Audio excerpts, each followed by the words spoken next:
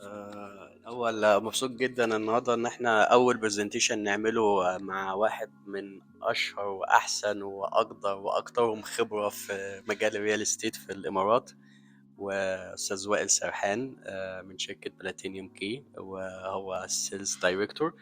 وبرضه احنا اشتغلنا مع بعض كتير يا مستر وائل، وتعلمنا منك وتعلمنا من خبراتك. اسالك بعض الاسئله الخاصه بمشاريع اللي احنا طرحناها الفتره اللي فاتت، ان كان نوبلز او اخرهم نيفا تاور في جي بي سي. بالنسبه لتايجر، مشروع نوبلز هنا في البيزنس باي، حضرتك شايف المشروع ازاي، وايه المكسب اللي ممكن يعود عليه في الاستثمار بعد كده؟ اول شيء شكرا للزياره اللطيفه. شكرا للتقديم الرائع.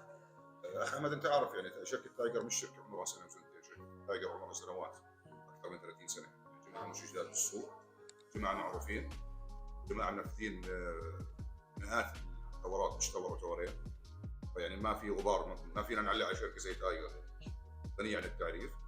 موقع البزنس بي موقع رائع جنب الاس اس تاور، جنب تماك تاور باي بارامونت. بالنسبه للموقع ما عليه غبار، والمشروع كونه برضه انه هو مفروش، هذا بوفر كثير على المستثمر. يعني على الاستلام بيقدر يبدا بتاجيرها تاجير قصير المدى او تاجير سنوي بشكل اسرع، خاصه اذا كان الزبون مش موجود في دبي، مش بحاجه انه يجي يقعد يدور على فيش ويدور على اثاث ويركب اراضي. فهي ميزه برضه، ميزه حلوه التايجر. زي ما حكيت لك الموقع رائع برضه. خطه الدفع كانت رائعه، صح انتم غيرتوها، كانت 60 40 صارت 70 30. الحين دلوقتي احنا رجعناه 60 40. السعر سعر القدم المربع مقارنه بالمنطقه يعتبر جيد جدا، اقل من اي تور جنبه.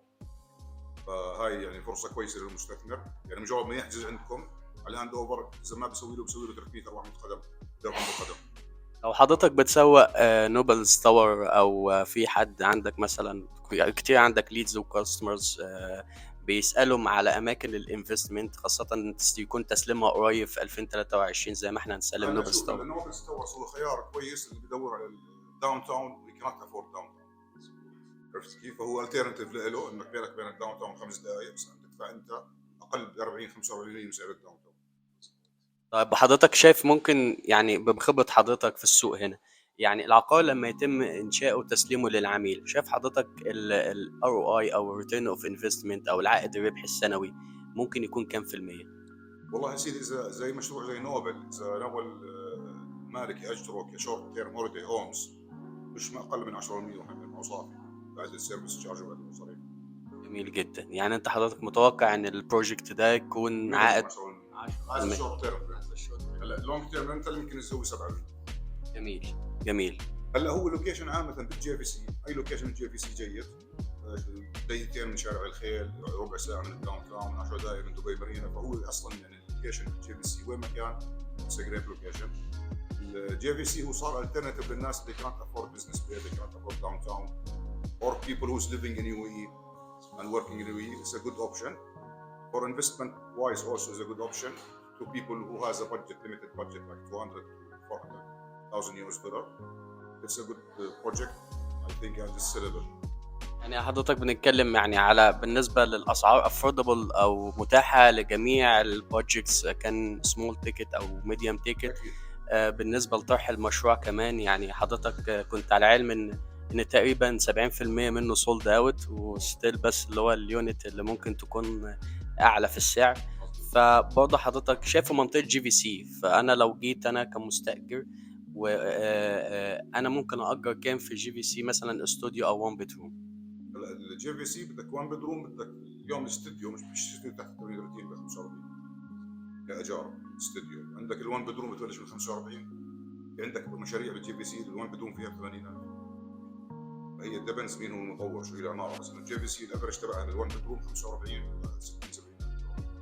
لما تكون مفروشه تصير بتجيب معك اكثر من 45، بتجيب معك 60. الاستوديو او 1 بدروم. ال1 بدروم اذا تاجرها شهر، يعني تاجرها شهري مع فواتير، يدي معك 72,000 بالسنه. عشان هلا صافي. هلا الناس شو بيسووا؟ هلا في عندك ناس كثير ما بده يستاجر سنه، بيستاجر 8 اشهر، او خاصه الشركات بتكون جايب خبير بده يقعد 6 اشهر. دائما انزله باوتيل، بستاجر من شخص باجره شهري مع فواتير شامل ديوا وشامل انترنت. هذه الكاتيجوري هذا اليوم بدبي كثير عليها طلب. يعني انت اليوم روح على البروبرتي فايندر حط انا بدي شورت مانثلي الجي في سي، ما في اوبشنز، يعني بيطلع لك واحد او اثنين طالبين 5.5 6 بالشهر. فهي الكاتيجوري كثير عليها ديماند هلا.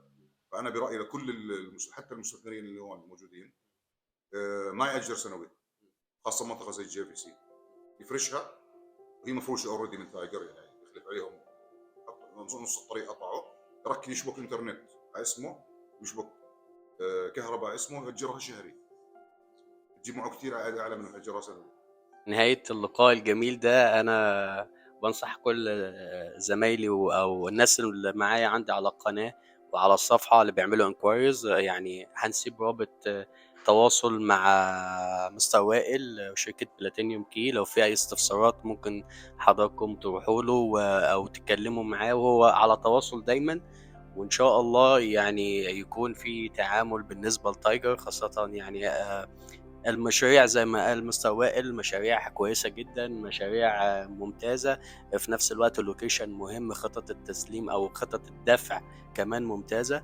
فهنسيب اسم الشركة هيبقى موجود في اللينك في الديسكريبشن، ورقم التواصل خاص بمستر وائل. كان يكون في حد من التيم إن شاء الله بكل اللغات يكون في تواصل إن شاء الله مع طيب. أشكرك شكرا جزيلا مستر وائل، تحب تضيف حاجة؟